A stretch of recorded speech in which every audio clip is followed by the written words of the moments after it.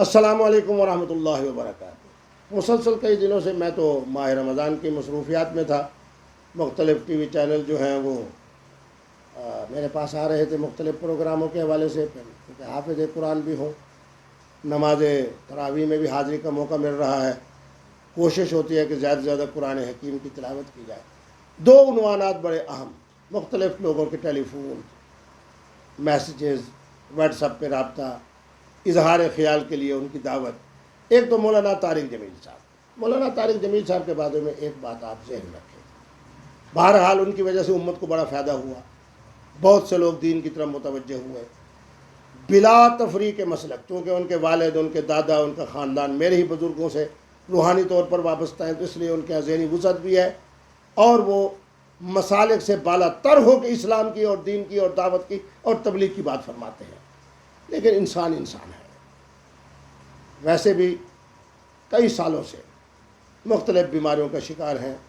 مجھے خود انہوں نے فرمایا کہ ایک ٹیکہ لگتا ہے ہفتے میں 2 مرتبہ کہ میرے سر درد کے حوالے سے، تو میں تو ان کو ایک لحاظ سے مغلوب العقل سمجھتا ہوں، اس حوالے سے کہ دوائیوں کے جو اثرات انسان پر مرتب ہوتے ہیں نا، اس کے اثرات بھی ہوتے ہیں، اور میرے نبی رحمت کا فرمان ہے کہ ہر طرح کی گفتگو جو ہے وہ معتبر بھی ہے سوائے اس شخص کی کہ جس میں غلبہ آتا ہے۔ تو مولانا نے اس دن جو گفتگو کی میں تو نہیں سن سکا، اس میں 2 باتیں بڑی عجیب سی تھی۔ ایک تو حضرت نے یہ جملہ کہا کہ جو اللہ بیمار ہیں انہیں صحت عطا فرما، جو بقیہ ہم بچ گئے ہیں۔ یہ جملہ اردو ادب کے حوالے سے اور حقیقت کے حوالے سے بالکل نادرست ہے۔ دوسرا، انہوں نے الیکٹرانک میڈیا کے بارے میں جو کچھ کہا، میں نے تو ہمیشہ الیکٹرانک میڈیا کو، سوشل میڈیا کو سلام پیش کیا ہے کہ ان کے ذریعے سے بہت ساری اصلاحی باتیں انسانیت تک پہنچتے ہیں، اصل حقائق انسانیت تک پہنچتے ہیں۔ جو لوگ مقدس گائے ہوتی ہیں ان کی حقیقت واضح ہو جاتی ہے۔ ہر آدمی کے بارے میں اس کی اصلیت کیا ہے، حسب کے حوالے سے، نسب کے حوالے سے، سیاست کے حوالے سے، معیشت کے حوالے سے، رزق حلال کے حوالے سے، سب چیزوں کے لیے بنیادی چیز جو ہے وہ الیکٹرانک میڈیا ہے۔ تو بہرحال مولانا نے ایک جملہ کہا۔ پھر میں نوجوان نسل کے بارے میں کہتا ہوں کہ مجھے تو اپنی نوجوان نسل سے بڑا پیار ہے، میں امانت دیکھتا ہوں، ان میں دیانت دیکھتا ہوں، ان کے اندر رزق حلال کی وسعت کے ساتھ میں قربانی کا موقع ہو اس پہ دیکھتا ہوں، رمضان المبارک میں دیکھتا ہوں، انسانیت کی فلاح کو دیکھتا ہوں۔ بہرحال مولانا نے اس کو دوسرے حوالے سے دیا۔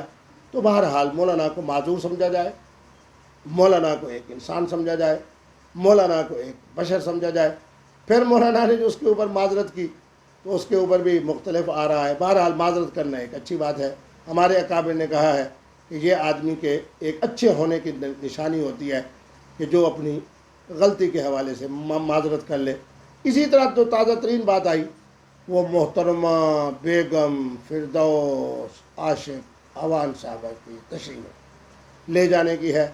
میرا تو ان سے بہرحال ایک بڑا تعلق ہے مسلم لیگ کاف کے زمانے کا، جہاں بھی ملاقات ہوتی ہے میرا بڑا احترام و اکرام کرتی ہیں۔ ویسے بھی علماء کے ساتھ ان کا ایک اچھا عقیدت و محبت کا تعلق ہے، لیکن جس انداز کی وہ گفتگو کر رہی تھی اور نمائندگی کر رہی تھی پاکستان تحریک انصاف کی اور میرے قائد محترم عمران خان کی، میں بڑے دنوں سے محسوس کر رہا تھا کہ شاید اب ان کے جانے کا وقت آ گیا ہے۔ امید یہ ہے کہ وہ انشاءاللہ پی ٹی آئی میں رہیں گی، اگلا انتخاب بھی پی ٹی آئی کی طرف سے لڑیں گی، اب انشاءاللہ خاموشی کے ساتھ رہیں گی، ماہ رمضان کو خلوت کے ساتھ گزاریں گی، اور اب تک کی جو انہوں نے گفتگو کی ہے بہرحال 90% ہمارے پی ٹی آئی کے دوستوں نے، احباب نے، نوجوانوں نے اسے قبول نہیں کیا۔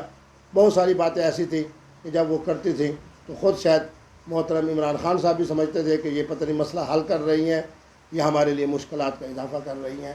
انہیں میں کہتا ہوں ٹاٹا ٹاٹا ٹاٹا، جہاں رہیں خوش رہیں، سکون سے رہے، حوصلے سے رہے، انشاءاللہ العزیز پی ٹی آئی سے وابستہ رہے، پیوستہ رہے شجر سے، امیدیں بہار رکھ۔ انشاءاللہ اب جب بھی ملاقات ہوگی تو انشاءاللہ انہیں اپنا محبت میں پیش کروں گا اور انہیں اس لحاظ سے مبارک دوں گا کہ بہت بڑی ذمہ داری جس کی وجہ سے وہ انسانیت سے اور ہماری پی ٹی آئی کے نوجوانوں سے اور ان سب سے کٹ رہی تھی، اب انشاءاللہ ان کی خاموشی جو ہے ان کے لیے بھی بہتر رہے گی، پاکستان کے لیے بھی بہتر رہے گی، پی ٹی آئی کے لیے بھی بہتر رہے گی، پی ٹی آئی سے وابستہ نوجوانوں کے لیے بھی بہتر رہے گی۔